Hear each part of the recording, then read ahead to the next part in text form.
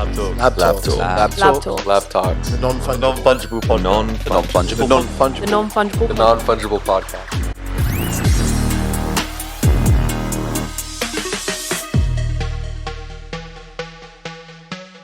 Morning everyone, welcome back to another episode of LabTalks, the non-fungible podcast. I'm very excited to be joined by my two favorite podcast hosts. To my right I have Chandru and to my left I have Chorley, 1B between two C's. Today we have a very special podcast. We've got quite a lot to cover. We wanted to give you all just an update of what the team's been up to, and we've been quite busy. We've been around the world recently, as well as a lot of development work that's been going on behind the scenes, which we're now quite happy to be able to share with you all. So I think I'd like to kick things off with a recent trip that Chorley and I took to New York. So we were out in New York. We visited some partners, but the main reason we were out there is because we were very fortunate to be invited along to a very limited conference hosted by a business called the Agora. So the Agora is a financial publisher. We've been speaking to them for probably a year now. About that. We went down to meet them in Baltimore in their offices, and we joined around 30 other people that were very big in the Web3 space just to discuss where the industry's going, how Alkimi can help support other people that were in the room. And we had people that were creating NFT projects, had created NFT projects, that were in influencer marketing, that were publishers, that were copywriters, and really got to spend 2 days having some really great discussions about where we think the market's going. So I was personally very proud to be in that room, being able to have those conversations with people that had really been key in establishing Web 2 and then starting to push the envelope in Web 3. And more recently than that, so last Thursday, as I'm sure some of you saw, we were in Amsterdam for the third leg of our landing party. So thank you again to everyone that showed up. It was very well attended. We were very surprised because we managed to start the event at exactly the same time as the Netherlands were playing in the World Cup. So thank you again to everyone that came down. Even though the team drew, spirits were very high, and we had some really good conversations with some people that I'm sure you'll recognize in the Telegram community. So yeah, it was great to just discuss all things Alkimi with the people that showed up. And then I want to move on to the team. So we've steadily been growing the team to really kind of support a lot of Chandru's development efforts. He's been very, very busy, as I'm sure you can all see. And what's crazy is that Chorley and I are actually just joking before the podcast started. We're not too far away from, was it Alkimi HQ2 at the end of your garden? Yeah, it was a little white box, basically. A small white box. With no heating. Bigger than this white box. And at that point, there were 4 of us. So we have now had our 20th person join. So we've, grown the team 5 times in a year, which has been pretty amazing to see. And and that's not to mention all of the part-timers that we have as well. That is very true. Yeah, it's probably close to double that number with all the great consultants that we work with, all the testers that we work with, a lot of the specialist developers that we've been working with. So yeah, this is starting to become quite the operation, and I think the output really will demonstrate that. But I don't want to get ahead of myself. The team's already gone global as well. We're now in 3 other countries outside of the UK, so that's another big expansion that we've been on. Paris, Singapore, Prague? Yes. Prague, and also soon to be starting formal operations in India as well. Yeah. So we already have a few consultants in India who are working for us, and now all of that is going to be formalized very shortly. It's exciting stuff, mate. It's like white knuckle ride. And then I want to move on to, I'm sure you all saw it, I think it was one of my best ever tweets, which was Alkimi joining the IAB's consent framework. So the consent framework really came about in reaction to GDPR, so the General Data Protection Regulation, which helped protect consumers' data online from kind of rampant cookie misuse. to allow you to have the option to opt out or opt in to having your cookies used. We always say that people should be opting in if you believe that content online should be free. Cookies are really the way in which that is paid for. It allows ads to be targeted more effectively, essentially allowing publishers to achieve greater yields on the ads that they make available on their websites.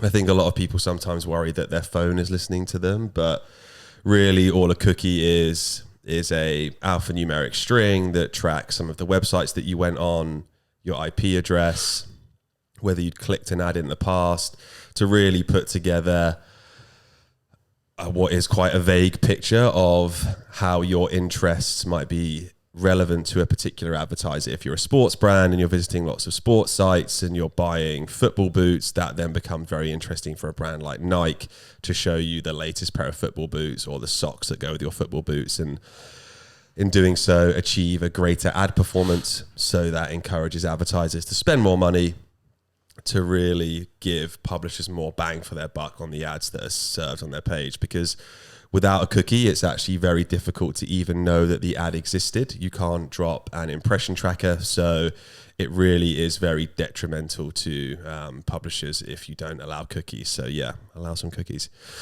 And then now what I'm very excited about, and this will be me shutting up for a long time, which I'm sure you'll be glad because I'm quite full of cold at the moment, don't normally sound this nasally, is a demo. So Chandru, I don't know if you want to start talking about all of the efforts of your team and what that has kind of culminated in. Yeah. So the team have been very busy over the last few months, Ben. And I know you spoke about the TCF framework, and there's a lot of work that has actually gone into making TCF compliance possible. Because what users would probably see is when they visit a website, they would be presented with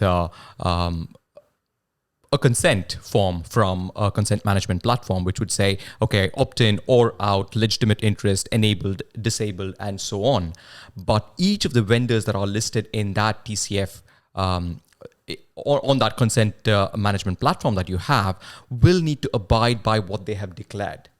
And in order to abide by all of the declarations that we have made, and to prove that we abide by those declarations is no small task. And the being added to IAB's GVL, which is the global vendor list, is proof that these declarations are on par with the industry standards, and we are able to commit to what we have declared. So it's proof of that commitment, and that has taken quite a lot of effort on the team's behalf to actually make it possible. Definitely, and there really aren't many blockchain companies that have made it onto that list. I think off the top of my head, I can think of Veracity being one of them that's on the global vendors list, but they are very few and far between. So I think, being part of that list is a huge moment for Alkimi, and I'm very proud to be on the global vendors list, because really what it does is unlocks the ability for us to work with the biggest publishers that use cookies to sell their ads and the biggest advertisers that use cookies to target their ads. It's pretty much a prerequisite to get any kind of significant spend from media agencies, from brands, from agency trading desks. So the fact that we're on there really is a big step in the right direction. Absolutely. And in order for us to go live, it was one of the must-haves on our list, because a publisher would say, give me your GVL ID, and if that box is not ticked, there would be no way we could get on, we could onboard the publishers. They would simply not work with anybody who's not on the GVL. Mm-hmm. So this is a big step forward in onboarding publishers and demand-side partners. Yeah, fist bump that one. Yes. That was the first update. The second one was about the ad exchange itself. We've been constantly working on making this better, adding more features onto the ad exchange, adding more reports, using the different kinds of data sets that we have, testing, retesting, stress testing the ad exchange, and making it better and ready for onboarding. So there's been quite a lot of effort that's been going on making the ad exchange more robust. things that are not really apparent when you just look at a demo or when you see something operational. But in order to get the product to that level, there's a lot of effort that's gone in. So that's another continued progress that we've been making on adding features and making the ad exchange more robust. That's number 2. Number 3 that I'd like to speak about is the state channel. Integrating the ad exchange, which is in a certain state of maturity with the blockchain infrastructure, with notarizing, validating all of our ad auction transactions and notarizing them on a ledger. So this is also progressing very well. In fact, the demo that Ben has been talking about is to show you exactly where we are with the integration, how the ad exchange is performing, how it's interacting with the blockchain, with the validation mechanism, how transactions are being notarized on the ledger. You will see everything in action today. So what we have planned is to show you everything end to end. No hiding, everything is there for you to see in this demo. And in order to do that, we've used some of our own in-house sites and brands or partners that we work with. Number 1, it is very important for us to use a publisher because the publisher provides the real estate on which the ad is shown. So in order for us to demonstrate the functioning of the ad exchange, we've used Alkimi Labs. So we will show you ads being rendered on Alkimi Labs. And Alkimi Labs is a success in itself. That's something that I did not touch upon, but there's quite a lot of progress that's happening on Alkimi Labs. A lot of features that are being added on Alkimi Labs. So what we have done again is to use Alkimi Labs as a publisher, because Alkimi Labs drives quite a lot of traffic, especially those of stakers who want to stake in our monthly pools. So Alkimi Labs will be used as a publisher. We've already onboarded a test version of Alkimi Labs in order to demonstrate the functioning of the ad exchange. We will be running ad auctions using Alkimi Ad Exchange to render ads on Alkimi Labs. And these ads, these banners that you will see on Alkimi Labs will be those of the agency, the Alkimi exchange itself. So these will be randomized. So they will be set up as brands, and there is a randomized auction bidding process that we have set up. And so every time we hit refresh on the page, you will see different ads that are being shown to you. Sometimes it can be an agency ad, and the other time it can be an Alkimi exchange ad itself. So that's just to demonstrate the randomized bidding mechanism, everything driven by Alkimi Ad Exchange. What we will also show you is once the ad is displayed to you on Alkimi Labs site, we will show you what bid request corresponds to that ad that is being shown to you and how that is validated and captured on what we call the Ads Explorer, which is the ledger that is in action. So without much delay, let's get to the demo. We'll show you all of this working in action, and see you on the other side. Now might be a good time to get some popcorn.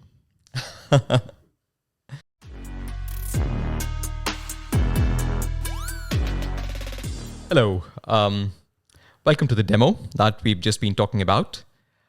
So Ben Shaw, here's a development version of Alkimi Labs that we've put together just for this particular demo.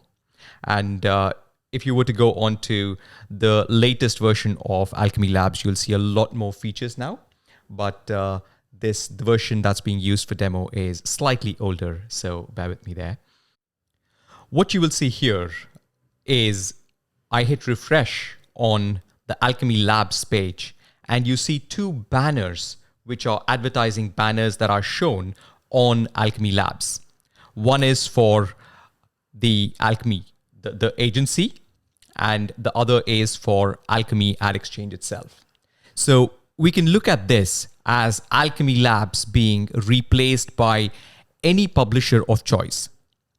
And this would then, every time a user visits the website of the publisher, a bid request is sent to Alkimi Exchange, where Alkimi Exchange would conduct an auction and determine which brand advertisement should be shown to the user on that website.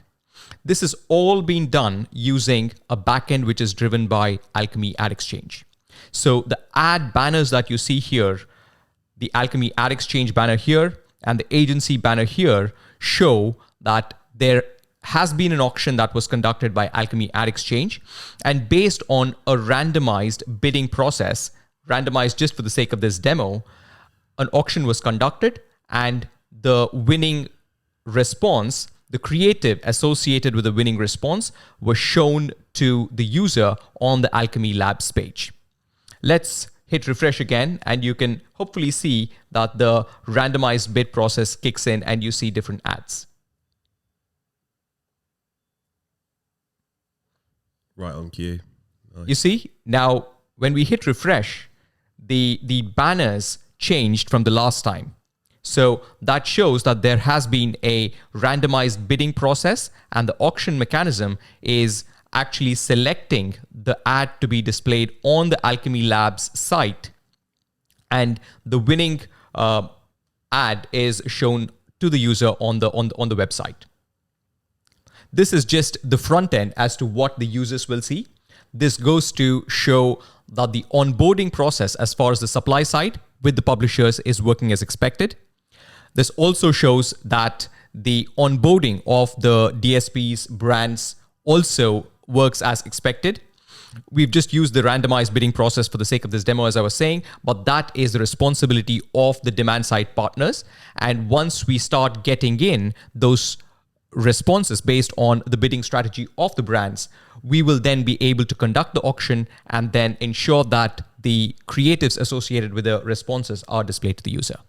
And that auction will be what's called a first price auction. So we would take the highest bid from a particular advertiser, and that is what would then be paid to a particular publisher if in the event that ad bid won that auction. That's very true. But to add to that, we support not only a first price auction, we also support a second price auction.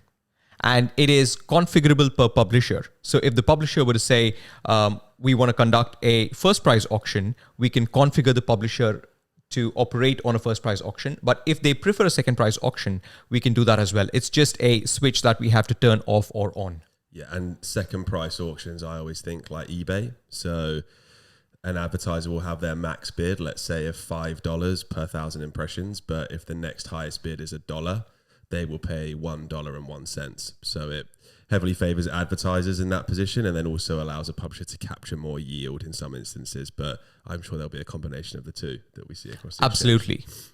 But as far as the ad exchange is concerned, both can coexist, and we just specify the type of auction when we are onboarding the publisher. So this is just the front end. Now what I'll show you is a little bit of a geeky stuff where I'll show you the developer window. This is where we start seeing the magic come to life. Okay, so here's the Alkimi Exchange page, and I've just hit refresh on this page, and here's the developer window that you see. When I go to this pre-bid window, you see a payload tab here, and under the payload tab, you see details of the bid request and the responses that we got. So just to recap a little bit, when the user hits refresh on this page, we send a bid request and an auction is conducted. This value you see here is the value that is associated with the bid request. So there is a bid request that is being sent every time the user refreshes the Alkimi Labs page. So associated with this bid request are two ad slot IDs, one corresponding to this ad slot and another corresponding to this ad slot. This ad slot of size 300 by 250 and another ad slot, which is this, corresponding to 970 by 250. So that is what's seen here. Ad slot number 1, 970 by 250. Ad slot number 2, 300 by 250. Both are banner ads, and we also see that the floor bid price for each of them is 0.05. If I were to show you the response that we have here, this is the response, and I can copy this response to show you how the response would look like.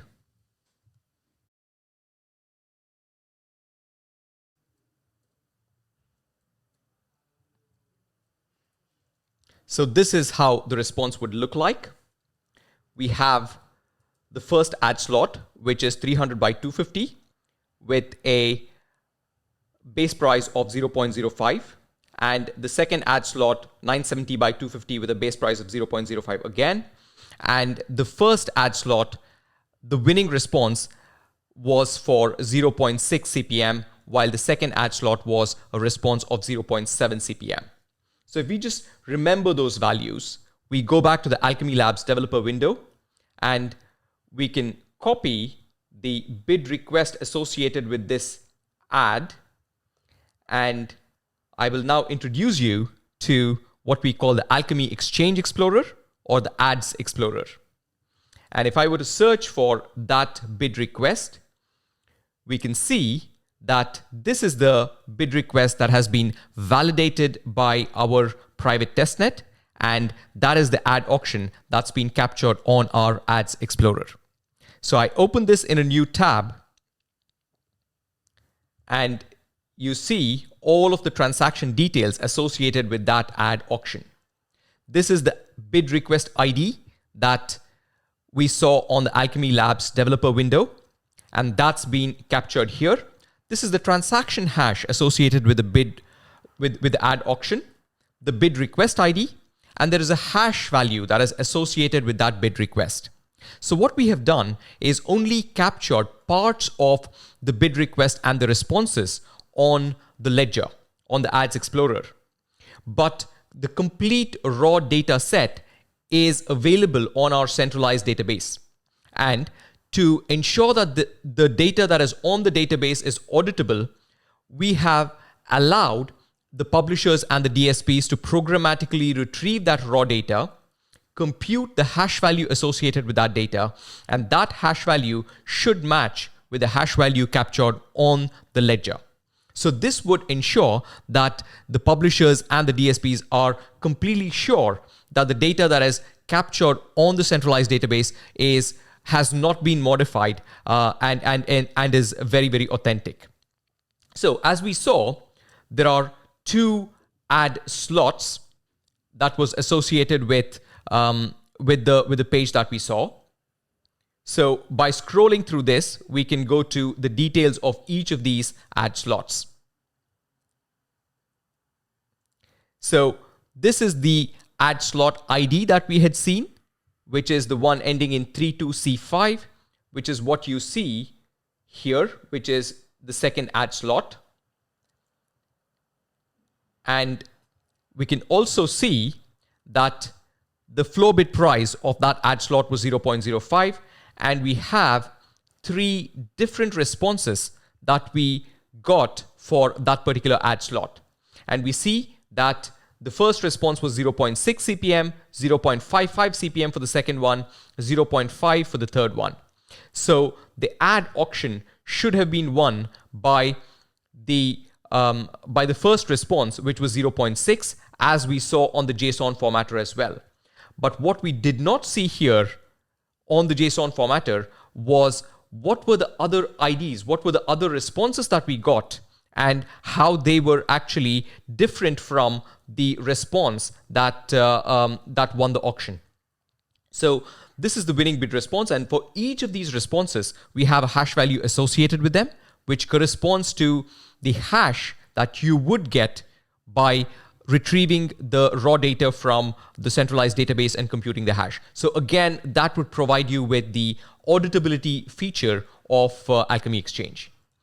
So following on with that, we also have an Alkimi auction result, which again shows you the ID and the bid price that won the auction for that particular ad slot. And again, that is associated with a hash value. What we also have is an auction status and a status of whether the ad was shown to the user or not. what typically happens is the publisher would invite responses not only from Alkimi Exchange, but potentially from other exchanges or other DSPs that they work with. And they conduct a second level auction using all the responses, all the winning responses from all the different exchanges. So it can so happen that Alkimi conducts the first level of auction and sends a response, but it could fail the second level auction. So this status here tells us whether the response sent by Alkimi won the second level auction or not. And there is a hash value associated with that transaction as well. So once the response that was sent by Alkimi won the second level auction, there is still a potential for that ad to not have been shown to the user. So this status here tells us whether the ad that won the second level auction resulted in the ad creative being shown to the user or not. So that would provide you complete auditability of all of the feature, all of the data that we have, all of the transactions that came into Alkimi Exchange, all of the transactions that went out, the responses, the winning auction results, whether an impression was generated or not, all of this data completely available to the user using the Ads Explorer, all of them corresponding to a bigger data set on the centralized database available programmatically, and also can be audited using the hash values that have been notarized on the ledger. What I can also show you here is the node IDs of the nodes that validated the authenticity of that particular ad auction. So once the ad auction has been verified by the nodes available on our private testnet, that would then get notarized on the ledger. The raw data is also captured on the centralized database. The hash values are computed and captured on the ledger, providing complete data transparency and data auditability. This is Ads Explorer and Alkimi Ad Exchange in action for you. Like that, mate. That is a lot. I think there's been a lot of work that's gone into that, and I think I wanted to put kind of like comparing what we have here, which it doesn't look like a lot, but it is a lot, because this is something that's not available right now for traditional Web2 ad exchanges. The ability to query individual auctions is something that is very, very expensive for centralized Web2 advertising exchanges to provide to the people that use those exchanges. So what that means in a business sense is that people that use centralized ad exchanges now aren't getting the complete picture of who won their impression, how much they paid, when it was served, why it was served, which really kind of leaves a black hole in their ability to ingest this data into their business intelligence platforms, and then use that to, if you're a publisher, refine your revenue strategy, or if you're an advertiser, improve your targeting strategy. And what that will mean for both parties is that an advertiser increases their performance because the reporting is improved and our fees are significantly lower. And then for a publisher, their revenue will increase because they're able to see who are their high value buyers, where are they buying those impressions, can they create more content impressions that are providing more value.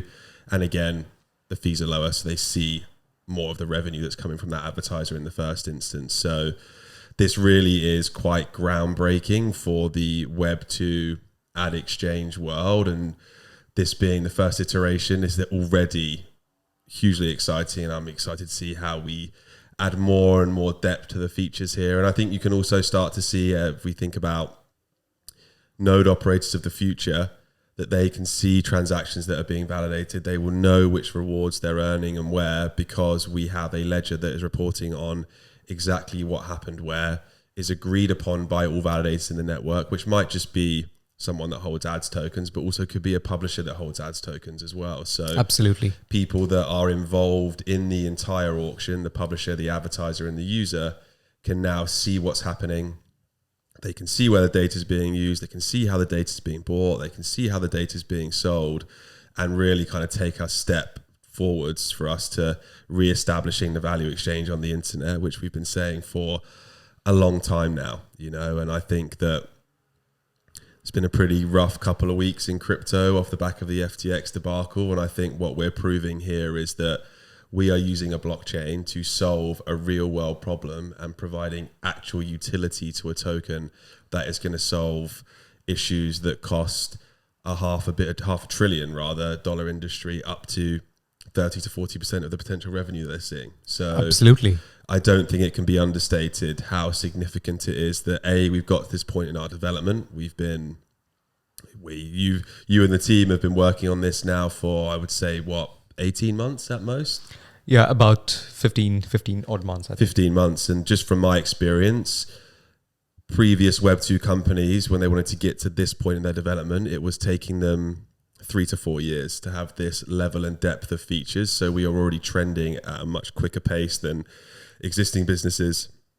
And we really are now in a position to significantly ramp up the onboarding of both advertisers and publishers to start to use this platform. So yeah, this is the first big step towards bringing a decentralized advertising exchange to the digital ad market. So yeah, congratulations to you and the team, mate. It's very proud to be sat next to you at the moment. Thanks, Ben. So yes, we will continue to test this, stress test all of the features of the exchange. We will continue to refine this as we go along, and it is very important for us to continue to work with all of our publishing and demand side partners so that they have confidence in the technology. They have complete visibility of what a node operator would see. They have confidence in the security of the system. They're confident about the privacy posture of Alkimi Exchange, that we do as we say. And TCF, again, goes a long way to proving that. Exactly right. So all of these are confidence building measures. And it's very, very important for us to meet the market where it is, and then to educate the market as to the benefits of using Web3 technology and how Web3 can actually change the advertising world for the better. So we will continue to use the existing infrastructure, improve the existing infrastructure, and work with all of our partners and token holders, node operators, everybody, in order to move forward collectively. Absolutely. I think we will end on that bombshell and Alkimi out. Thank you very much.